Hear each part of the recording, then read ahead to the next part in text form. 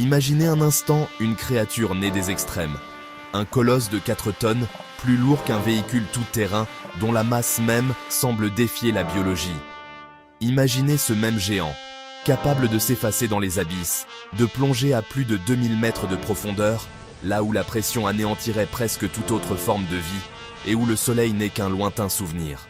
Et enfin, imaginez ce titan prêt à déchaîner une violence inouïe, à verser le sang, non pas pour se nourrir, mais pour le privilège de régner sur une simple bande de sable.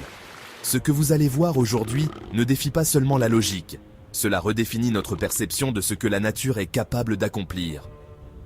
Bienvenue dans Animaux mystérieux et étranges. Aujourd'hui, nous partons à la rencontre du maître incontesté des côtes subantarctiques et du Pacifique Nord, l'éléphant de mer. Son nom évoque une force tranquille, mais sa vie est une saga faite de contrastes saisissants. Entre des combats d'une brutalité primitive, des explorations océaniques qui repoussent les limites de la physiologie et la tendresse fragile d'une nouvelle vie, son histoire est bien plus complexe et incroyable que vous ne l'imaginez. Il existe 2 espèces distinctes, l'éléphant de mer du Nord, qui peuple les côtes de la Californie et du Mexique, et son cousin du Sud, légèrement plus massif, qui règne sur les îles entourant l'Antarctique. C'est ce dernier qui détient les records. Un mâle adulte, un pacha, peut atteindre 6 mètres de long et peser jusqu'à 4 tonnes. Pour mettre cela en perspective, c'est le poids de 2 voitures citadines. Les femelles, bien que plus petites, pèsent tout de même près d'1 tonne. Ce dimorphisme sexuel spectaculaire est l'un des plus marqués de tout le règne animal. Et il n'est pas un hasard. Il est la conséquence directe d'une compétition acharnée pour la reproduction. Chaque année, le même drame se joue sur ces plages isolées. Les mâles reviennent de longs mois passés en mer pour une seule raison, se reproduire. Mais seul un petit nombre y parviendra. Pour gagner ce droit, ils doivent devenir Beachmaster, le maître de la plage. Le titre se gagne par la force. Les rivaux s'intimident d'abord, gonflant leur torse et leur appendice nasal unique, la trompe. Cette trompe, qui donne son nom à l'animal, n'est pas un simple ornement. Elle agit comme une caisse de résonance acoustique. En y faisant circuler l'air, le mâle produit un rugissement profond et saccadé, une sorte de claquement menaçant qui se propage sur toute la colonie. Ce son est une carte d'identité vocale, une déclaration de puissance. Il dit « Je suis là, je suis fort, ne me défiez pas ». Mais souvent, la posture et le son ne suffisent pas. Lorsque 2 mâles de force égale se rencontrent, le combat devient inévitable. Ils se dressent, projetant leur masse l'un contre l'autre dans des chocs d'une violence inouïe. Leurs cous et leurs poitrines sont protégés par une peau calleuse, un véritable bouclier naturel pouvant atteindre plusieurs centimètres d'épaisseur. Mais leurs canines acérées infligent de profondes blessures. Le sable se teinte de sang. Ces duels peuvent durer jusqu'à l'épuisement total de l'un des combattants. Le vaincu, humilié et souvent blessé, est chassé vers la périphérie de la colonie. Le vainqueur, lui, gagne le prix ultime, le contrôle d'un harem pouvant compter jusqu'à 100 femelles. Pendant des semaines, il ne mangera pas, ne boira pas, ne dormira presque pas, entièrement dévoué à la surveillance de son territoire et à la reproduction. Mais la brutalité de la vie sur Terre contraste radicalement avec l'élégance et le mystère de leur vie en mer.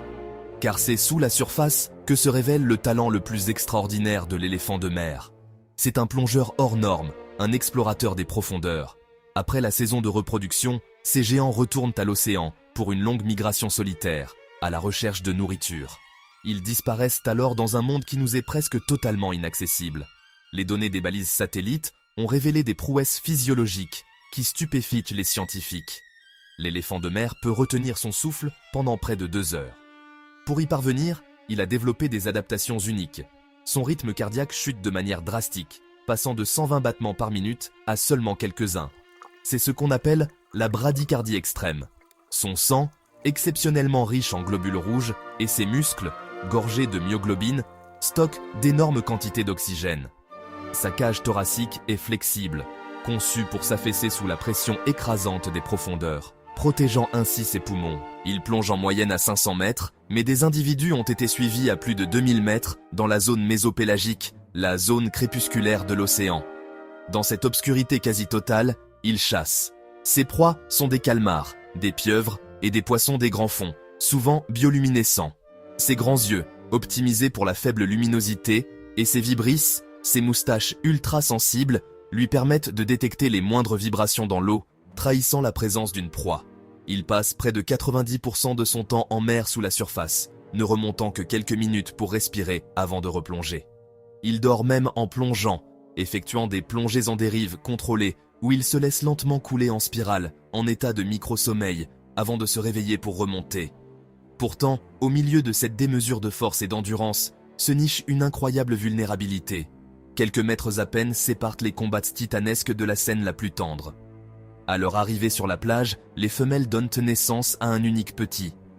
Ce bébé, couvert d'un lanugo noir, pèse environ 30 kilos et dépend entièrement de sa mère. Pendant les 4 semaines qui suivent, elle va jeûner, puisant dans ses réserves de graisse pour produire un lait d'une richesse exceptionnelle, contenant jusqu'à 60% de matière grasse. Grâce à ce régime hypercalorique, le petit va quadrupler son poids en moins d'1 mois, passant de 30 à plus de 120 kilos. C'est l'une des croissances les plus rapides du monde animal. Mais ce lien intense est de courte durée. Après l'avoir allaité, la mère, épuisée et amaigrie, s'accouple avec le pacha et repart en mer, abandonnant son petit sur la plage. Sevrés, ces jeunes éléphants de mer, appelés winners, restent groupés pendant encore quelques semaines. Ils doivent maintenant apprendre seuls à nager, à plonger et à chasser. C'est une période critique où la mortalité est élevée. Ils sont une proie facile pour les prédateurs et doivent affronter l'océan sans aucune expérience. Une fois en mer, qu'ils soient jeunes ou adultes, les éléphants de mer entament leur longue migration solitaire, parcourant des milliers de kilomètres à travers le Pacifique ou l'océan austral. Leur taille imposante les protège de la plupart des prédateurs. Mais dans ces eaux froides, une menace demeure. L'orque, le super prédateur des océans, est capable de chasser en groupe et de s'attaquer même aux plus grands mâles. Le grand requin blanc est également un danger, en particulier pour les éléphants de mer du Nord. La survie en mer est une quête de tous les instants, un équilibre précaire entre la recherche de nourriture et l'évitement des prédateurs. Après des mois passés en mer, ils doivent revenir à terre une seconde fois dans l'année, non pas pour se reproduire, mais pour muer. Et cette mue est qualifiée de catastrophique. Contrairement à d'autres phoques qui perdent leur poil progressivement, l'éléphant de mer se débarrasse de toute la couche supérieure de sa peau et de sa fourrure en larges plaques. Durant cette période, il ne peut pas aller en mer car sa thermorégulation est compromise. Il reste donc à jeun sur la plage, léthargique, attendant que sa nouvelle peau se forme.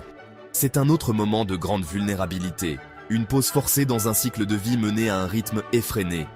Violence extrême sur la plage, silence et solitude dans les abysses, tendresse et vulnérabilité à la naissance. Un cycle de vie rythmé par des jeûnes prolongés et des migrations épiques. L'éléphant de mer est une créature de superlatif, un des animaux les plus extrêmes jamais observés. Sa survie est un témoignage de la puissance de l'évolution, une adaptation parfaite à un monde de contrastes. L'histoire de l'éléphant de mer est aussi celle d'une résilience face à l'homme. Chassé jusqu'à la quasi-extinction au XIXe siècle pour sa graisse, il a frôlé la disparition. Grâce aux mesures de protection, ces populations se sont spectaculairement rétablies, un rare succès de conservation. Mais aujourd'hui, de nouvelles menaces pèsent sur lui. Le changement climatique, la pollution plastique et la compétition avec la pêche industrielle. Comprendre cet animal, c'est comprendre les défis auxquels est confronté notre océan tout entier. Si ce voyage au cœur du mystère et de la puissance vous a fasciné, abonnez-vous maintenant et activez la cloche pour ne rien manquer de nos prochaines explorations. Découvrez cette autre vidéo sur les créatures les plus étranges des océans. Partagez si vous avez aimé et dites-nous en commentaire quel aspect de la vie de l'éléphant de mer vous a le plus impressionné.